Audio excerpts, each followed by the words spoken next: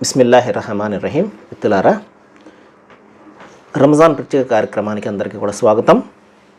ఈ రోజున మనము కొన్ని హృదయానికి సంబంధించినటువంటి కొన్ని వ్యాధులు, కొన్ని రుగ్మతలు, వీటి నుండి ఏ విధంగా బయటపడగలము, ఈ అంశాన్ని గురించి ఈ రోజున మనం తెలుసుకుందాము.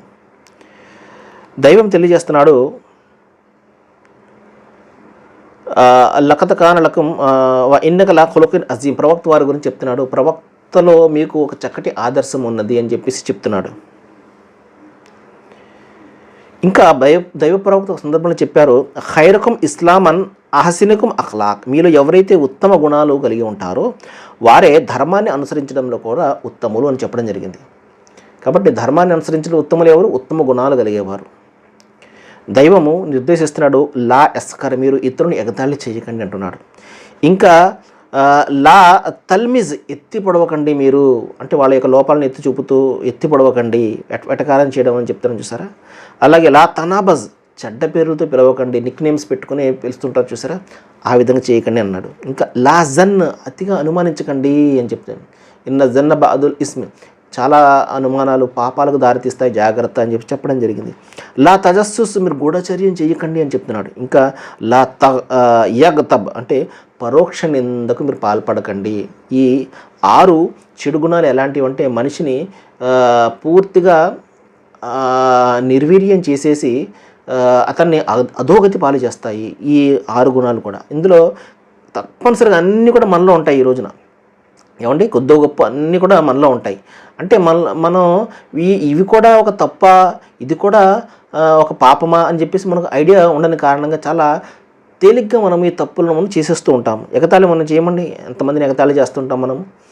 అదేవిధంగా ఎంతమందిని ఎత్తిపడము మనం, చెడ్డ పేర్లతో ఎప్పుడు పిలుచుకోము, నిక్ నేమ్స్తో పిలుచుకుంటాం కదా. అదేవిధంగా అనుమానించేస్తుంటాము, గూఢచర్యం చేసేస్తుంటాము. మన ఫోన్లో వచ్చి అక్కడ ఏం చేస్తున్నాడు, ఇక్కడ ఏం చేస్తున్నాడు అని చెప్పేసి మనము గూఢచర్యం చేస్తుంటాము. పరోక్ష నింద, ఇద్దరు మాట్లాడుకుంటే 3 వ్యక్తి గురించి మాట్లాడుకుంటూ ఉంటారు ఇప్పుడు కూడా. కాబట్టి ఎన్ని భయంకరమైనటువంటి రుగ్మతలు మనలో ఉన్నాయి ప్రతి ఒక్కరిలో కూడా. ఇంకా మనం ఉత్తమమైనటువంటి మనిషి ఎప్పుడు మారుతాం మనము? సోదర మహాశయులారా, సోదరీమణులారా, ఎగతాళికి సంబంధించి ప్రవక్త వారు చెప్పారు, దీన్నే స్వత్కర్ష అని కూడా అంటారు. అంటే స్వత్కర్ష కారణంగా ఎగతాళి వస్తుంది. స్వత్కర్ష అంటే నేను గొప్ప అని చెప్పేసి భావించడం. అప్పుడు ఏమవుతుంది, ఎదుటి వాళ్ళు తక్కువగా కనబడతారో వాళ్ళని ఎగతాళి చేస్తూ ఉంటారు. ప్రవక్త ముహమ్మద్ సల్లల్లాహు అలైహి వసల్లం వారు చెప్పారు, 3 విషయాలు మీకు మోక్షాన్ని ఇస్తే 3 విషయాలు మిమ్మల్ని నాశనం చేసేస్తాయి అన్నారు. మోక్షాన్ని ఇచ్చే 3 విషయాలు ఏంటంటే, గోప్యంగాను బహిరంగంగాను దైవం పట్ల భీతిని కలిగి ఉండండి, ప్రమాదంలోను ప్రమోదంలోనూ సత్యాన్ని వేడకండి, కలిమిలోను లేమిలోను మధ్యస్థాన్ని పాటించండి. ఈ 3 కూడా మిమ్మల్ని సాఫల్యానికి చేరు చేస్తాయి, అంటే స్వర్గానికి తీసుకుని వెళ్తాయి. ఏది? గోప్యంగాను బహిరంగంగాను దైవం పట్ల భీతిని కలిగి ఉండడం. అలాగే ప్రమాదం జరిగినా ప్రమోదం అంటే మంచి విషయాల్లో కూడా సత్యాన్ని వీడకూడదు. 3వది కలిమి లేమిలో మధ్యస్థాన్ని పాటించాలి. ఇవి మనకు ప్లస్ పాయింట్స్ అయితే, ఇక మైనస్లు ఏంటంటే బానిసలా మార్చే కోరికలు మిమ్మల్ని వినాశన పాలు చేస్తాయి, జాగ్రత్త అన్నారు. అలాగే పేరాస ఉన్నా కూడా ఇంకా ఎక్కువగా కావాలి, ఇది పేరాస మనిషిని నాశనం చేస్తుంది. ఇక 3వది స్వత్కర్ష. స్వత్కర్ష అంటే నేను గొప్పవాడిని అని చెప్పేసి, నా చదువు కారణంగానో, నా వంశం కారణంగానో, మరొకటి కారణంగానో, రంగు కారణంగానో, అందం కారణంగానో, లేకపోతే ఇంకో కారణంగా నేను గొప్పవాడిని అనుకున్నప్పుడే ఇతరులను ఎగతాళి చేస్తూ ఉంటాడు. ఇది మిమ్మల్ని నాశనం చేస్తుంది, జాగ్రత్తను ప్రవక్త వారు చెప్పడం జరిగింది. సోదర మహాశిలారా, ఇక ఎత్తిపొడుపు, లా తల్మిజ్, అహంకారంతో మనిషి ఎత్తి పొడుస్తూ ఉంటాడు.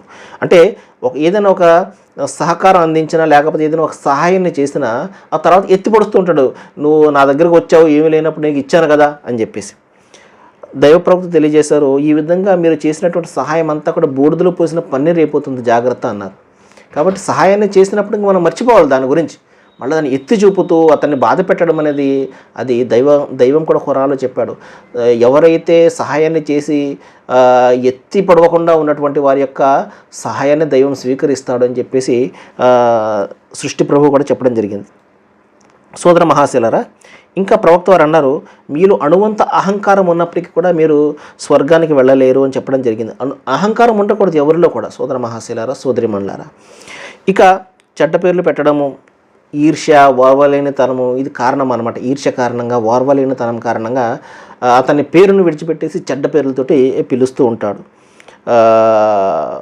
ప్రవక్త వారు చెప్పారు ఒక సందర్భంలో, ఎవరైతే చాడీలు చెప్తుంటాడో అతనికి ఎంత మాత్రం కూడా స్వర్గప్రవేశం లభించదు అని చెప్పేసి ప్రవక్త వారు చెప్పారు.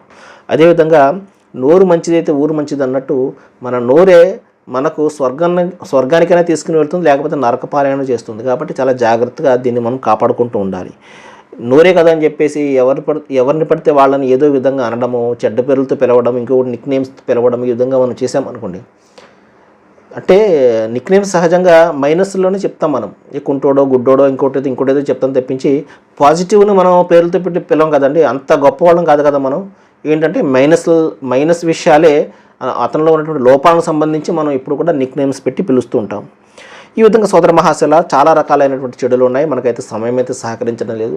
ఏది ఏమైనప్పటికీ కూడా ఎంత చిన్నదైనా కూడా అది చిన్నదిగా మనం తలంచకుండా ఇది జాగ్రత్తగా లేకపోతే మనం నాశనం అయిపోతాం దీంతో భయంతో మన జీవితం గడపాలి. సర్వేజన సుఖినో భవంతు.